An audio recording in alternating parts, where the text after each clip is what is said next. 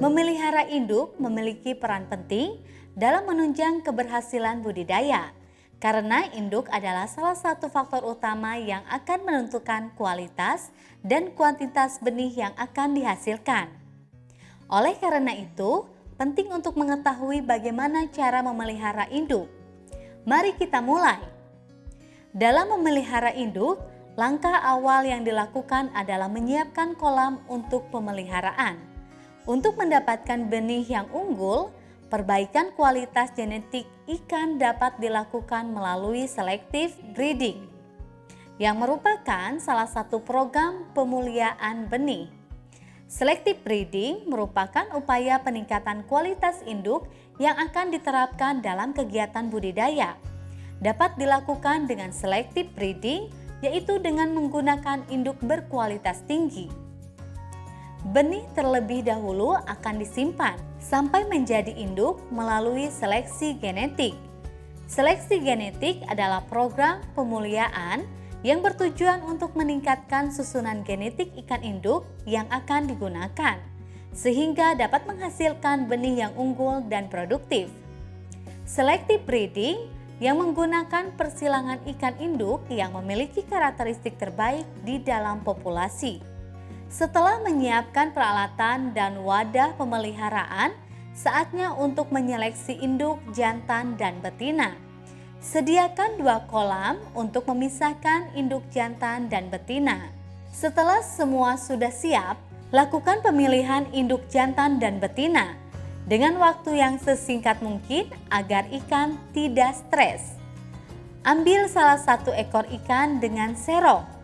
Lalu amati ciri morfologis ikan seperti panjang tubuh, warna, dan bentuk perut. Semua itu dilakukan sesuai dengan kebutuhan. Timbang induk untuk mengukur bobot ikan. Amati kesehatan ikan dan ingat untuk catat hasil pengamatan ikan tadi.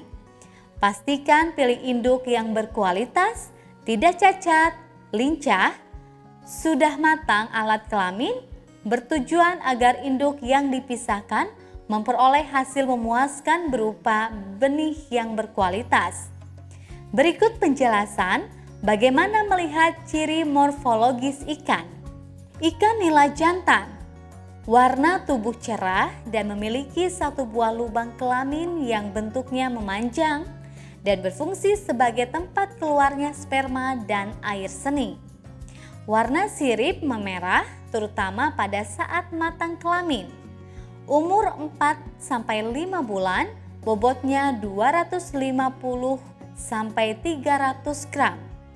Ikan nila betina, warna tubuh agak pucat dan memiliki 2 buah lubang kelamin. Lubang pertama berada dekat anus, bentuknya seperti bulan sabit yang berfungsi sebagai tempat keluarnya telur. Lubang kedua berada di belakangnya, bentuknya bulat dan berfungsi sebagai tempat keluarnya air seni. Umur 5-6 bulan, bobotnya 200 hingga 250 gram. Ikan gurame jantan memiliki tonjolan jelas di dahi, sirip ekor rata, bibir tebal, gerakan lincah, bentuk tubuh atau perut langsing. Jika diletakkan di tempat datar, ekornya akan naik. Pilih induk berumur sekitar 3 tahun dengan berat 2-3 kg. Ikan gurame betina tidak memiliki tonjolan jelas di dahi. Sirip ekor membulat, bibir tipis, gerakan lamban, bentuk tubuh atau perut gendut, dan ekor hanya bergerak-gerak. Berumur 3 tahun dengan berat 2-2,5 kg. Ikan mas jantan, sirip dada relatif panjang, jari-jari luar tebar, lapisan sirip dada kasar, kepala tidak melebar, tubuh lebih tipis atau langsing atau ramping dibandingkan betina pada umur yang sama. Gerakannya gesit, sehat dan tidak cacat. Sisik teratur dan berwarna cerah. Untuk indukan jantan, umurnya tidak kurang dari 8 bulan dengan berat minimal 0,5 kg per ekor. Ikan mas betina, sirip dada relatif pendek, lunak, lemah, jari-jari luar tipis, lapisan dalam sirip dada licin, kepala relatif kecil dan bentuk agak meruncing. Tubuh lebih tebal atau gemuk dibandingkan jantan pada umur yang sama.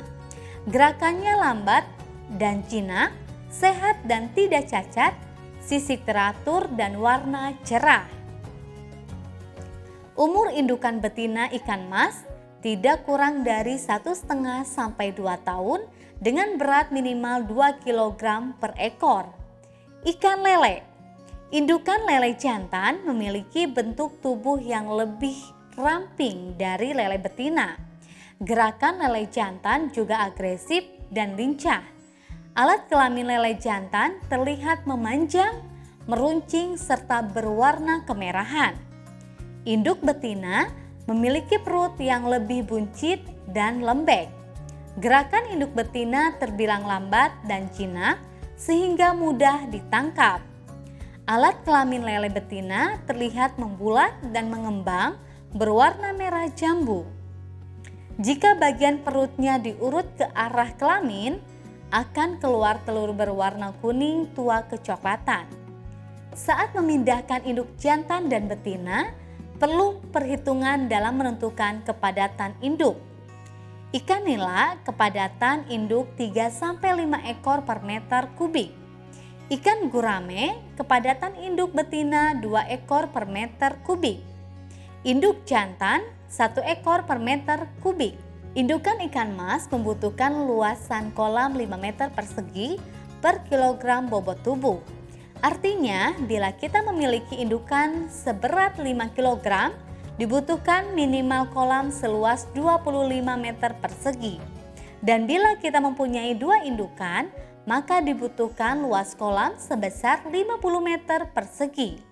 Kepadatan induk lele yang dipelihara diusahakan tidak melebihi 5 ekor per meter persegi. Hal ini dikarenakan indukan memerlukan ruang yang cukup. Ikan akan tumbuh dan berkembang biak apabila mendapatkan pakan yang cukup jumlah dan nutrisinya.